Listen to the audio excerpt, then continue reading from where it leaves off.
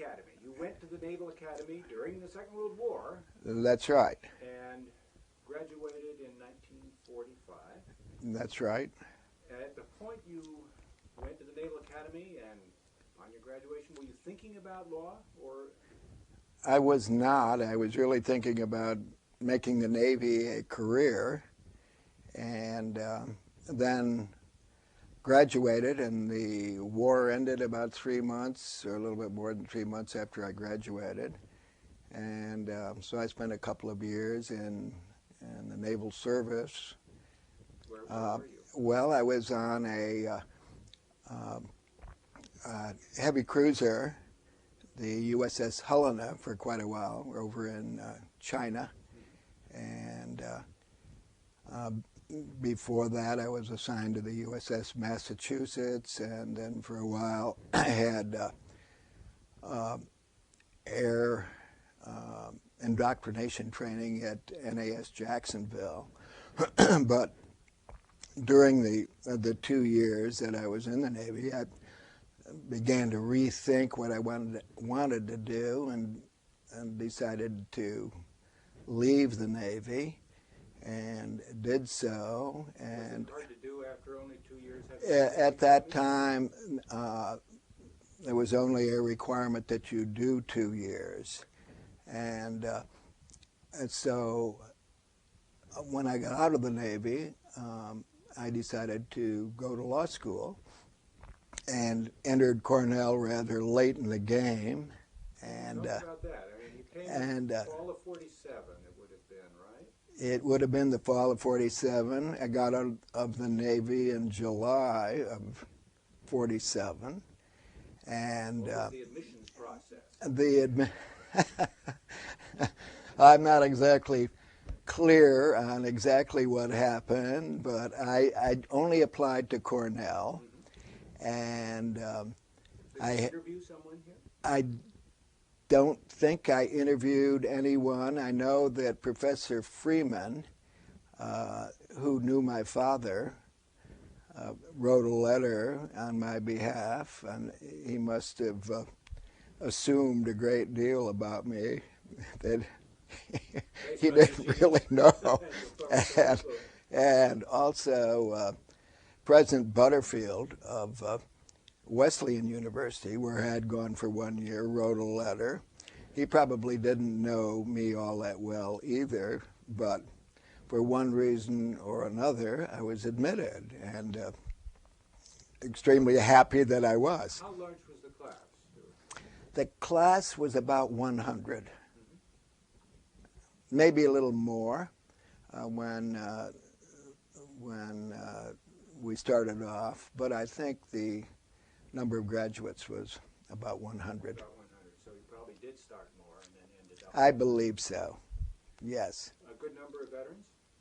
Yes, many veterans, and I know I had some palaver in this morning's show about the GI Bill. Was that significant? oh yes, that was a significant element, no question about that. Do you recall what kind of support it furnished? Well, it furnished the entire tuition, for one thing, and then there was a small stipend that you received every month on top of that. I've forgotten what it was, but so yes, it was revolutionary. There's no question about it, and many people went to law school, undergraduate school, business school, all other kinds of schools on the GI Bill, who would not have gone otherwise. No question about it. Now, there was a brief window in which Cornell was accepting people who had not completed college if they had been veterans. Were there, to your knowledge, people in your class who fit that profile? I'm not sure whether there were, but I have a feeling that base window period might have ended by the time 1947 rolled around. I'm not sure. I think it might have applied if they'd had to, if they went in the service during their law school career. but I'm not sure. Memories of law school, teachers who either were notably effective influences and those that you remember with perhaps a bit of distaste. Oh, well, I remember so many, and all very favorably, not unquestionably. Some I remember as somewhat more characters than others, but one who made a great impression on me and with whom I developed a pretty close relationship was Professor Whiteside, Horace Whiteside, and I thought he was just an outstanding professor. I had him for contracts and also for trusts and then future interests, and I wrote a comment for the Law Review on future interests of all things. I can't believe I did that. And when I graduated from law school, I had the idea that trusts and estates and estate planning and the complexities of future interests and that sort of thing would be the way I would want to go. And when I graduated from law school in 1950, the Korean War came along, and I immediately went back into the Navy. You went into the reserves? Yes. You were in the reserves? I was in the reserves and went back in the Navy, and then after getting out of the Navy and starting to practice law, I began trying lawsuits. Never have had anything to do with writing wills or future interest or trusts, ever. And so that's the way it goes. But Horace Whiteside was a. Could you talk about how he worked in the classroom with students? Was I he someone who lectured, or was it he lectured, but there was also interaction with him, and the same.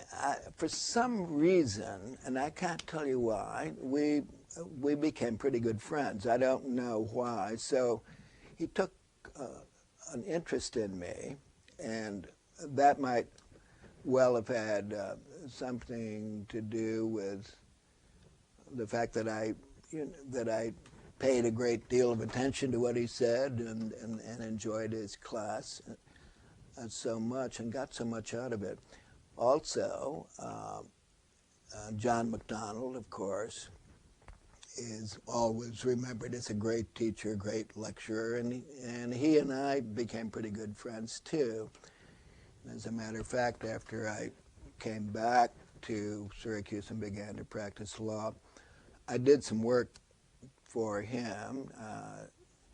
It had something to do with his son. I've forgotten exactly what it was, but so I was most impressed with him. Dave Curtis was great, was wonderful. He was brand new, and I can remember Dave because he'd just gotten out of the Navy, or he had been in the Navy, and he wore his Navy raincoat all over the place. I remember that. And, oh yes, Dave taught personal property. And I asked him yesterday and last night if I have this recollection of a phrase, animus volendi, or something like that. I asked him what that meant, because that was some expression in personal property. And animus revertendi, or something like that. Do you remember that? I do remember that.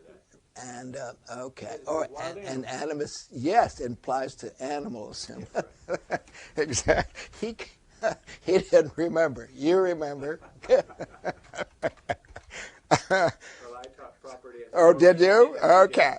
Animus revertendi and animus volendi, or is there something like that? I guess not. No. Anyway. It sounds good. Another professor who I recall as somewhat of a character, and I think I gave a speech here. I know I did a few years ago, and I made a law review article out of it, and so I said that I recalled Professor Laube, and I sort of have an imaginary recollection of Professor Laube sitting in his library with tomes having to do with criminal law and criminality and harsh punishments. And there was something about the way he could say mens rea. It sort of had a chilling effect. So I remembered Professor Laube, and everybody took criminal law, and of course the penal code was totally revised after my class graduated in 1950. So the criminal law, at least New York criminal law, that you learned then had absolutely nothing whatsoever to do with the criminal law in 1970 or 1980. And so I told the students, I said, well, I took criminal law from Professor Laube and so on, and enjoyed it and whatnot, never thinking that I would ever have anything to do with criminal law. And of course, when I became a judge, and particularly after I went to the appellate division of the Fourth Department, the intermediate court, of course, as everyone knows in New York, half the cases, or a third of the cases, are criminal cases. So automatically, you have to become an expert quickly in criminal law. And the same was true on the Court of Appeals. A good share of the caseload is criminal. And so here I thought I was going to be a specialist in future interests, had never had anything to do with it, never thought I would have anything to do with criminal law, and found that indeed I did have a lot to do with criminal law. I have 2 points of curiosity about your student experience. First has to do with work on the Law Quarterly, as it still was then. It was a quarterly, which set it apart from other U.S. law school journals, 4 times a year. And I believe, they'll help me with this, that it was still under some degree of faculty oversight or editorial? I believe so, but my experience on the Quarterly was limited because I didn't join the Quarterly until at least the last half of my second year or the first part of my third year, and wrote a comment, which I just alluded to, with Professor Whiteside, and he advised me on this law review article on future interests, and then wrote a note. But I was not one of the editors. I was a member of the Law Quarterly, but I didn't have any administrative duties or anything of that kind. You did this one piece of writing, and you worked closely with a faculty member in doing that. That's correct. And then of course I never took a course from Professor Robinson, and I remember William Farnham, Professor Farnham, fondly, great professor on property. And Farnham leads me to my other point of curiosity. There was some reminiscing in the class of 55 last night about, what did they call them, canned notes. Oh, yes. Oh, yes. That successive generations of students would That's right. refine and update, but that one could more or less do choral reading or feature of That courses was, from others? that was indeed, and Professor Farnham's notes might have varied. He might have replaced a comma with a semicolon or something from one year to the next, but I think they were exactly the same. And I do remember Andy Riggs from, it wasn't in my class, but it might have been a year or two ahead of me. And anyway, there was a very, very good student, Betsy Story, I think was her name. She might have been the editor of the Law Quarterly, I'm not sure. Anyway, she took meticulous notes. And somehow Andy made a deal with her, and he transcribed the notes, and they could be purchased for a very modest amount. And so they were in... The price in 55, or for the class in 55, they said was $4. Oh, I was going to say $5. Okay. But I've often wondered, I wondered if Henry gave her a royalty. It would have been very small. But God, she was entitled to something. So, oh yes, that was well known. And So one person had the franchise, or one person typically would go to the effort of duplicating the... Oh yes, yes. The duplication would have been mimeograph. Well, I think so. Yes, exactly so. Was that distinctive with Farnham's class, or were there other courses? No, I think it was pretty... it was distinctive to Professor Farnham's class. And after all, real property law does not move that fast, at least in my... So I think the subject matter lent itself to that. The other person they were remembering that there were notes for was Ernie Warren. But Ernie, yeah, I'm not sure about that. And then Larson, I recall him teaching agency, I think, for one thing, and also I think yes, I think so. Yeah, and also I think he. Well, of course, he wrote a book, didn't he, on workers' compensation. He was quite an authority on that. So, but I know I took a course from him. I think it was on agency, really. And let's see. I remember. National field that was. Not really. You know, there really wasn't much then, as compared with what there is now, or what there has been in the last 20 years. And so those are Sutherland, Professor Sutherland I had for constitutional law, and then Professor Freeman, Harriet Freeman, who wrote the letter on my behalf without knowing anything about me. And I think that was the worst mark that I got, was in taxation. He taught tax. Yes, that's never one of my favorite topics. Not exactly my favorite, but anyway. We could, if you like, move to the launch of your litigating career. Did you form your own firm immediately? No. How did that? Oh no, that was my father was in the office, and my grandfather actually started the Hancock office, right? And it's now the firm of Hancock and Estabrook in Syracuse.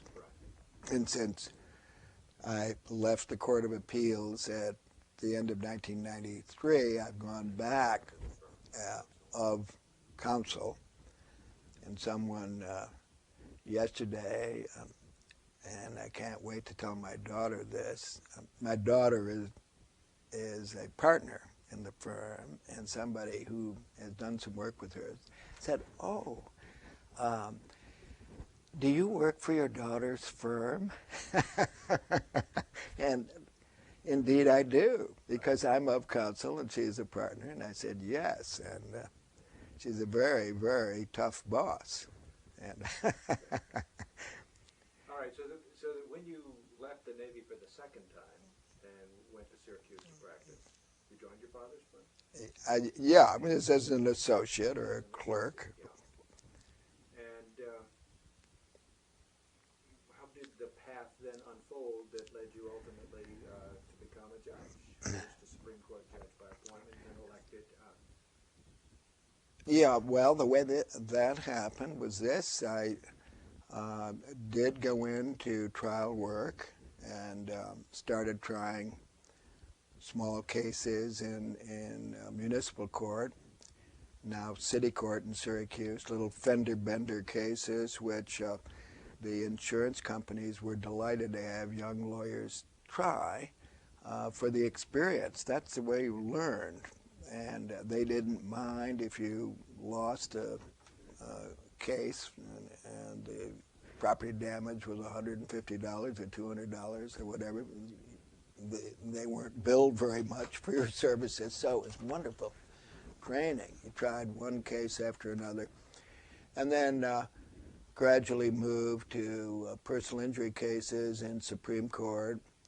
And then I did quite a bit of appellate work at that time, arguing appeals in the Appellate Division, 4th Department, and also tried commercial cases, and even tried one tax case that I remember. And so I did that for about 8 or 10 years. And Counsel for the city at one point. yes, and that came about this way.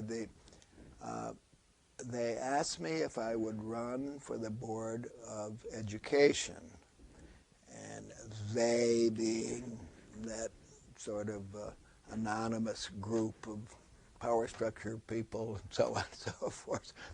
And, I said, well, really,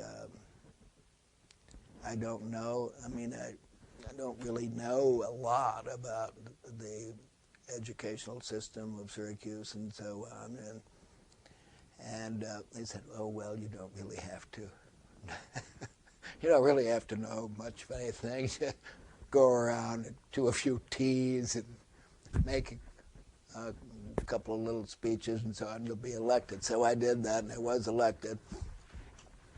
And so during that campaign, I got to know the mayor-to-be, William Walsh, who became mayor of Syracuse for the first time.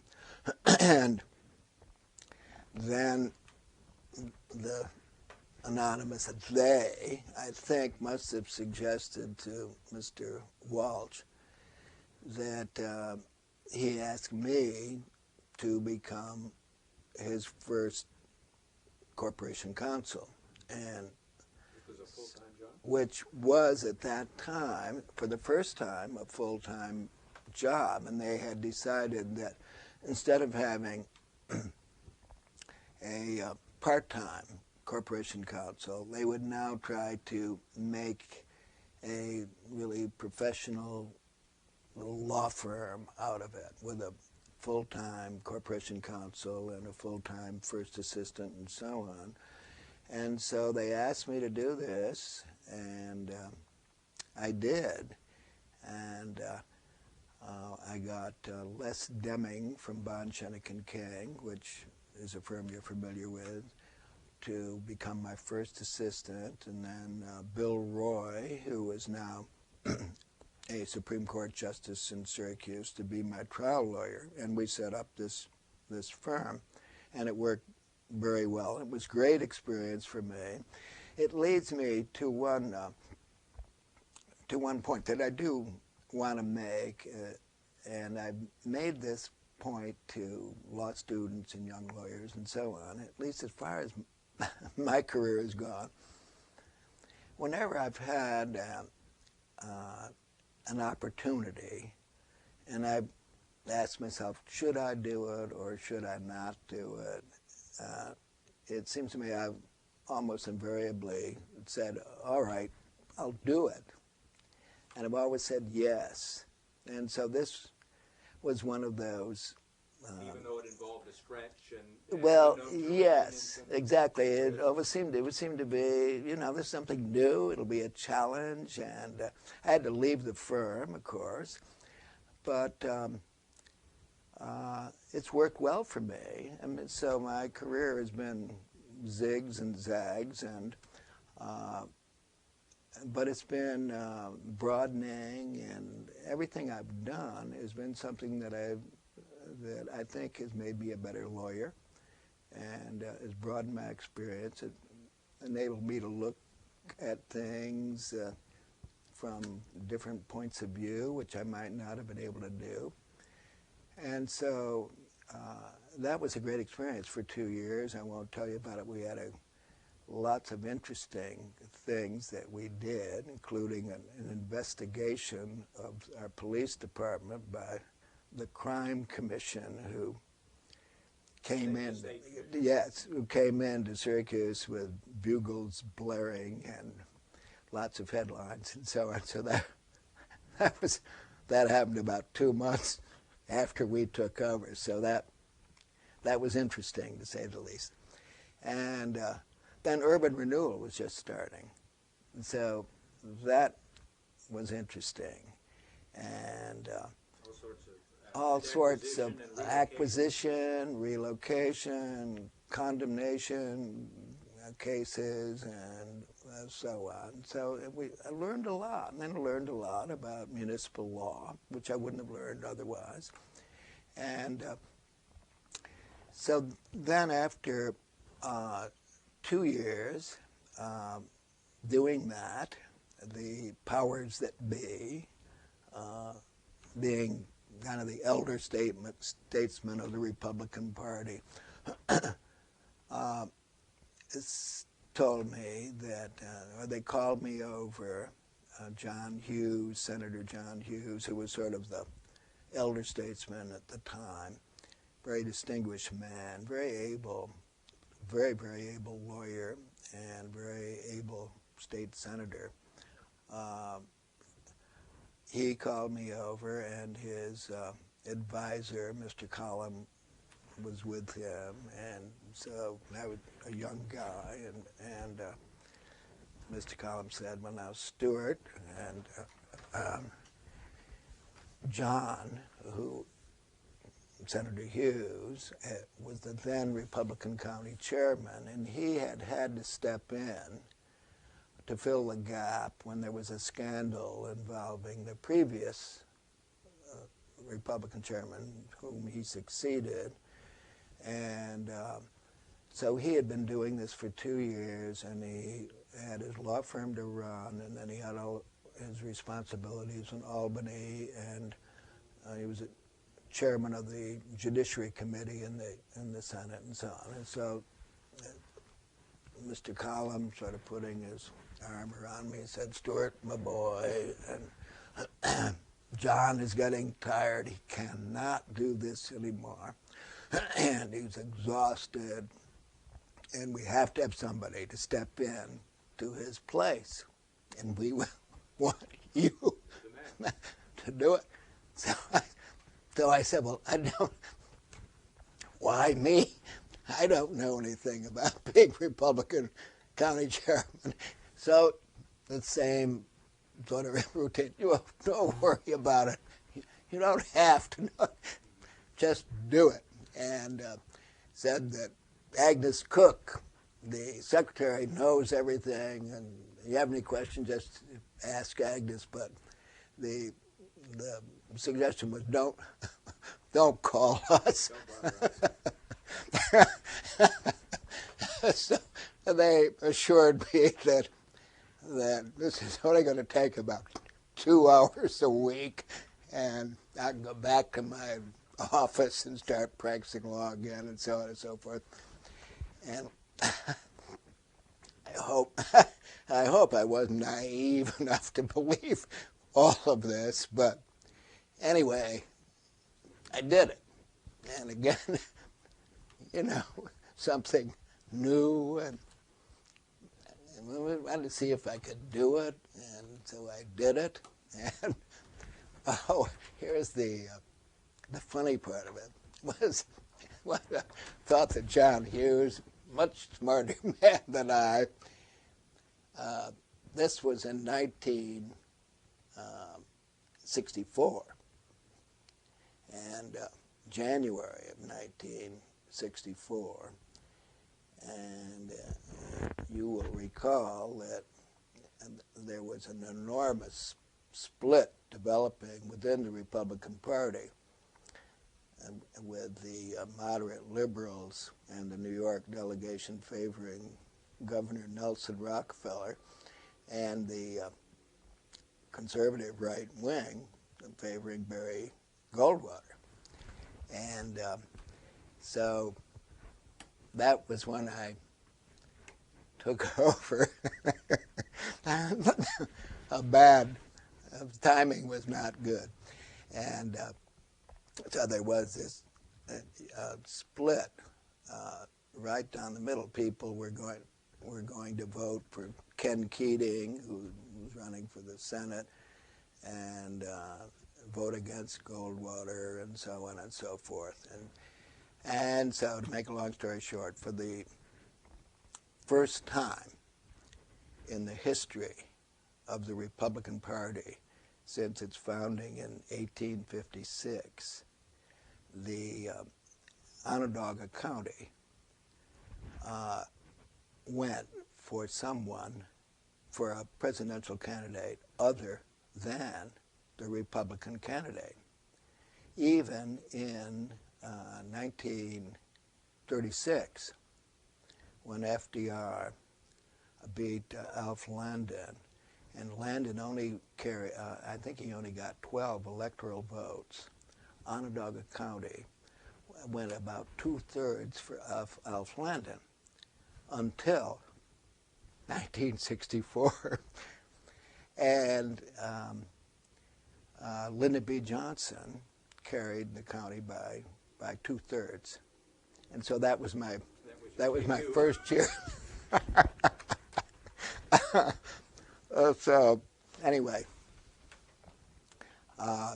in that landslide, we lost the congressional candidate, and so 2 years later, I ran for Congress, and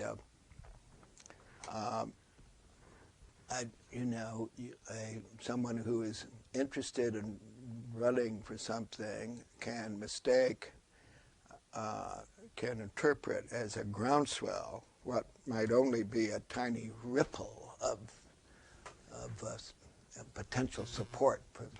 So I decided that might be something that I'd like to try to do, and so I did run for Congress, lost decisively, and as you were engaging in this political activity, were you at the same time practicing, or how? No. Oh well, no. When I was Republican chairman,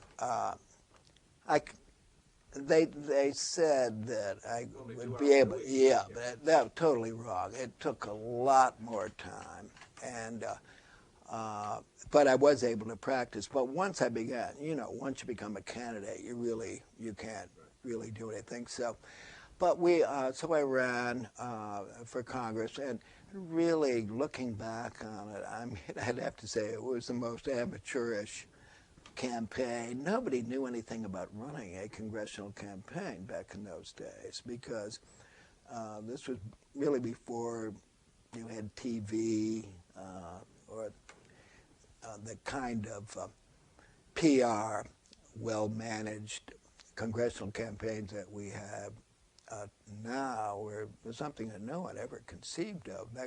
You were still campaigning sort of the way you would running for supervisor of a ward, going around making speeches here and there and handing out cards and that kind of stuff.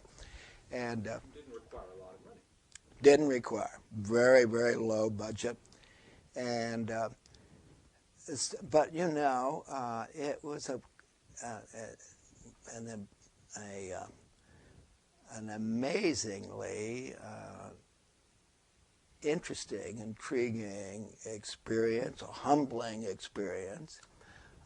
When you lose, nobody likes to lose, but and looking back on it, our campaign was really amateurish. Didn't have good leadership. Hadn't really thought out what the issue.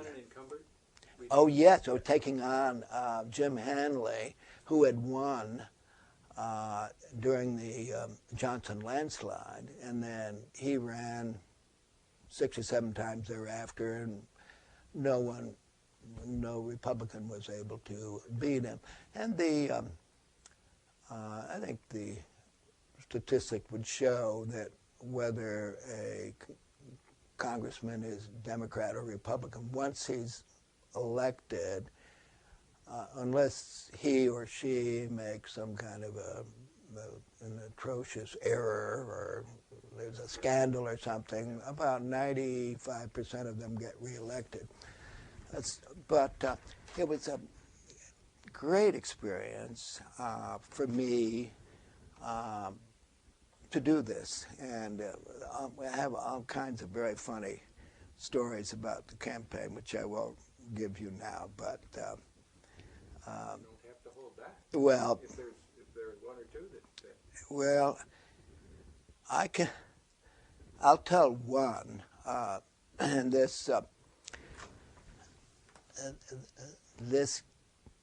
as you will see, could be the subject of a New Yorker cartoon. And we had a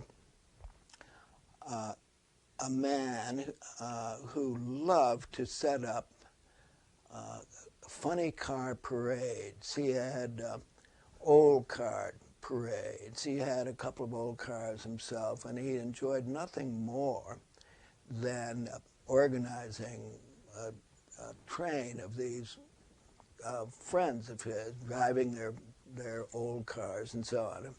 And so my managers decided that this would be a great thing for me to do. And why, I have no idea, but they picked the time for this, a Sunday morning about 9:30, and the place, the north side of Syracuse. And so Ruthie and I had been out rather late the night before. Both had colds. Maybe we were tired. Who knows? It might have been both slightly hungover. I'm not sure. And so we started off in this parade through the north side of Syracuse, and it was raining. And here we are sitting in an open car, and all of our kids, 6 kids, were supposed to be in the back of the car, and the 2 youngest were fighting, and on full display. Yeah. And Ruthie, down to the older one, said, "Can we keep those kids under control?" And now the crowd, there are about 5 or 6 people, out at this time of day in the rain, looking at it saying, "What are these idiots doing?" And so the caption is, "Smile, damn it, smile." So we got press coverage. That's one recollection I have. And, oh dear, there was classic errors and things that we made, but it was a lot of fun. And thank God I didn't get elected. Because with 6 children, young kids, and having to go to Washington, and it would have been A, very, very difficult, and B, who knows, I might have lost the next time around, and so on. So, but So it was fortunate that. Bruising that the ego, yeah. but nonetheless. Yeah. experience Oh, that yes. turned out That's. Oh, marvelous. God. No question about that. And All right. so then I it went. was a bit later then that you were appointed. It was.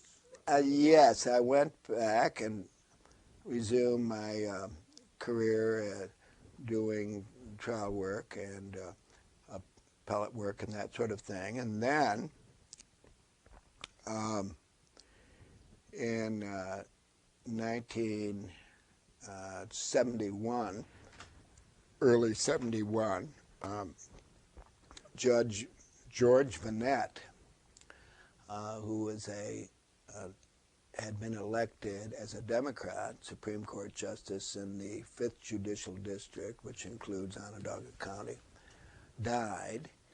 And so it would be up to the governor, Governor Rockefeller, to appoint someone in his position. To fill out the term. Yes, to fill out the term. And so the Republican county chairman, again, I think probably John Hughes had advised him or suggested that he do it, came to me and said, there are a group of people who have suggested that you would be good to take the place of Judge Vanette, the late Judge Vanette. And so I really was not all that interested in it at that time because I had never really thought about being a judge. And so I didn't say yes, and I said, let me think it over. And so then it seemed to me that I didn't want to be a Supreme Court justice for a total career, and so I began to think about whether I might have a career as an appellate judge, in which case I might be interested in it. So I made some inquiries and learned that it would probably be in the cards that I would go to the appellate division if I did this. So I decided to do it, and then I was appointed to the appellate division 6 years later by Governor Carey, and then I was on the appellate division for 9 years, and Governor Cuomo appointed me to the Court of Appeals.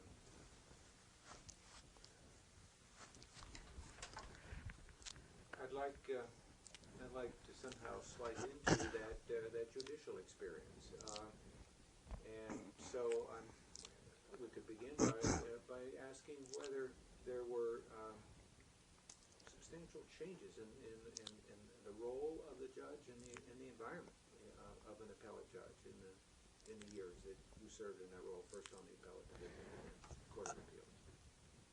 Well, in the position, or as far as it seemed to me, my relationship to it. Did the job? I think that there have been some changes in being in the trial judge position at the Supreme Court level. I think that back, perhaps more so prior to the time that I was a trial justice, the judge was more independent. The judge sort of ran his own little show, his or her own little show, and was less regulated. And this was before the Office of Court Administration was brought into play. So things have changed a lot since then. When I was a trial judge, the judge rode the circuit. I would old court in Onondaga County. I'd go to Herkimer, I'd go to Lewis, I'd go to Jefferson, I'd go to Oswego. And I found that very interesting, extremely interesting. And I always thought it was good because you'd go to these rural counties where there is usually a small trial bar, and they all know each other, and they all have little feelings about each other. And so it's good for an outsider, an outside judge, to come in because he doesn't know any of the intrigue that might have gone on, or any of the animosities that might have existed, or the jealousies and so on. So I always thought that was good, and it was fun to go into these other counties and taste of the environment. And get a sense of what the lawyers were like. There usually were 3 or 4 dominant lawyers, trial lawyers in each county, and so you had to know how to get along with those dominant trial lawyers. Otherwise, you're not going to get much done. So it was sort of an interesting challenge in getting along with people and sizing up what the situation was in each one of these counties. And I always found that fascinating. Also, the court attendants I always found most interesting. And probably good sources of information. That's true. That is so true. And oh heavens,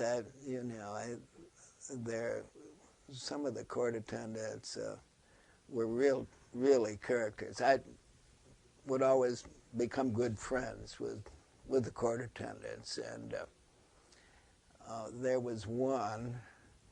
Oh, what a character he was! Irwin Booth, who was a retired berry farmer in Oswego, and Oswego had Irwin Booth and what was the other older court attendant, but they were both at least in their late 80s or early 90s, and I always thought that was great because you put these senior citizens to work doing something. There isn't much that a court attendant has to do in Oswego County, and Irwin could never get my name straight, and so he would introduce me in court, and he would tap the gavel rather feebly, and then he would say, "Here, court is now in session.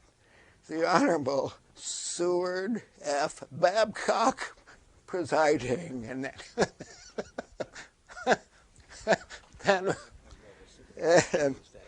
then Irwin would sit down in the chair next to the bench and fall asleep.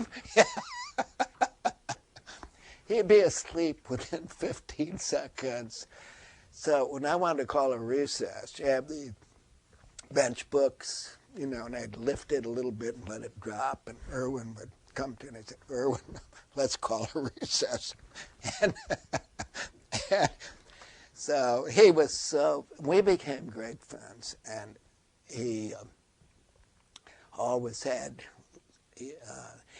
he's a retired berry farmer, an upstate wasp farmer, ruddy-faced, and talked like a farmer, and had the wit of an upstate farmer. He had some wonderful one-liners about the lawyers, which he began to feed me after he knew he could trust me, And So I enjoyed him very much. And I enjoyed the other court attendants. And enjoyed the As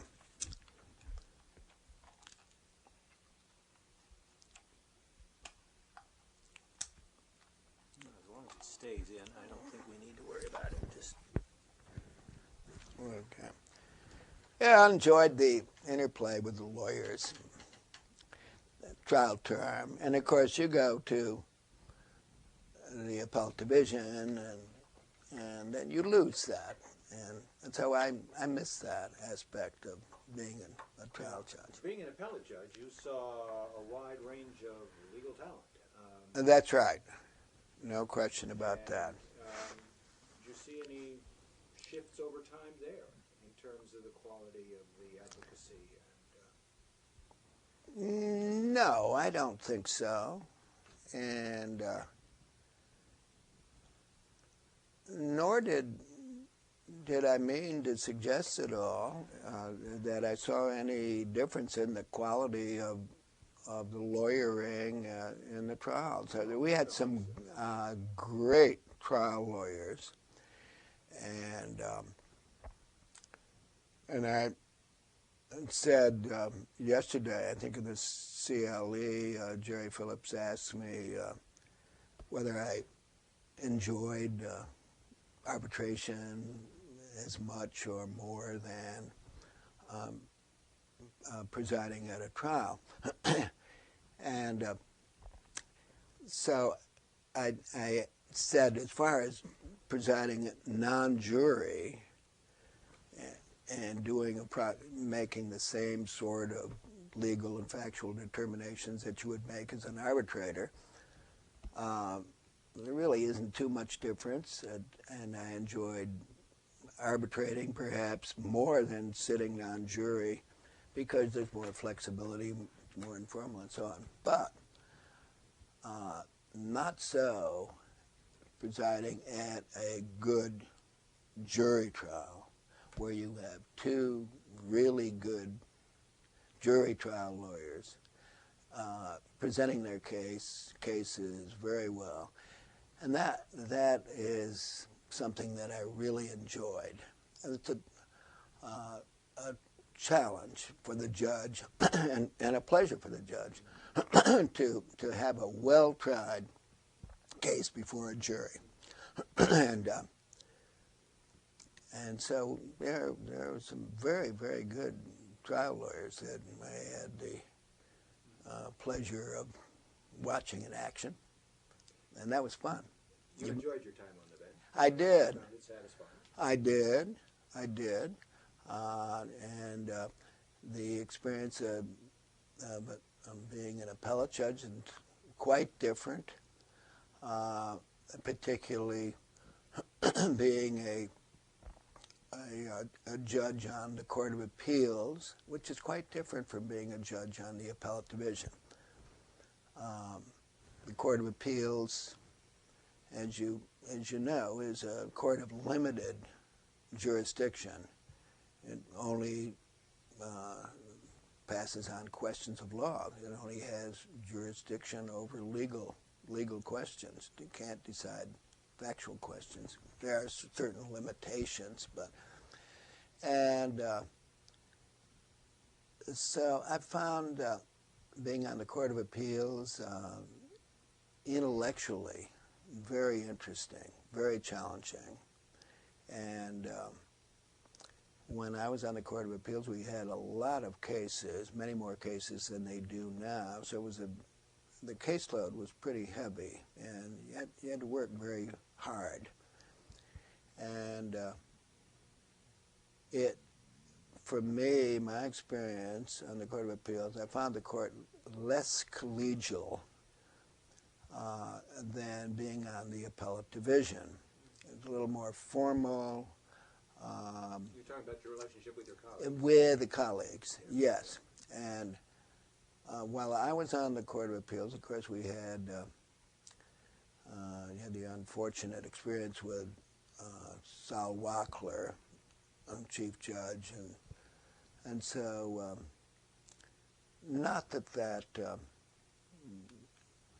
really, really interfered with the way the court operated. Quite the contrary, the court went right on, which is something that But there a was few distance people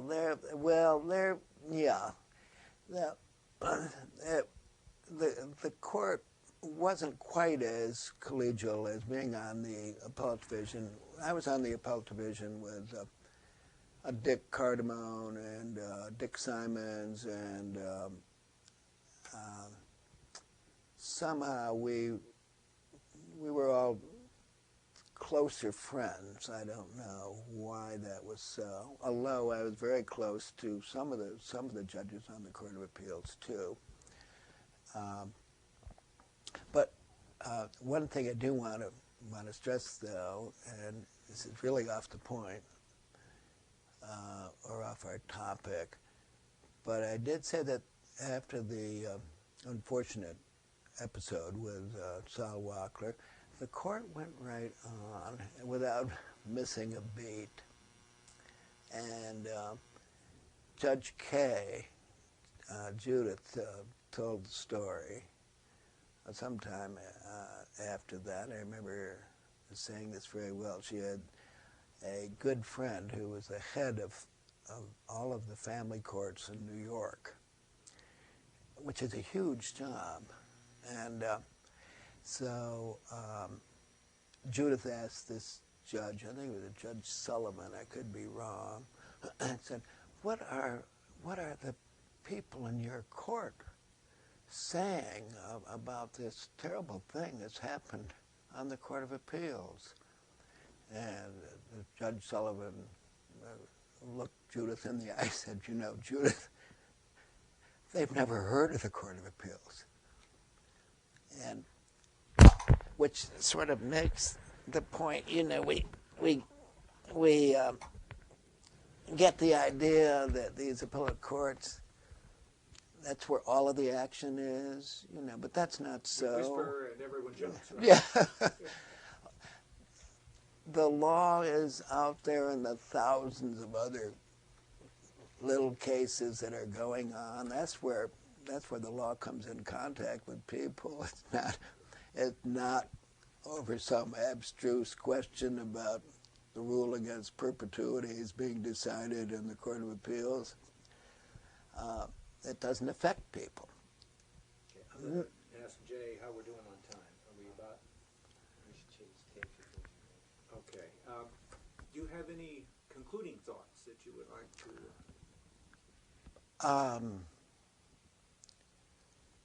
Well, why don't we take?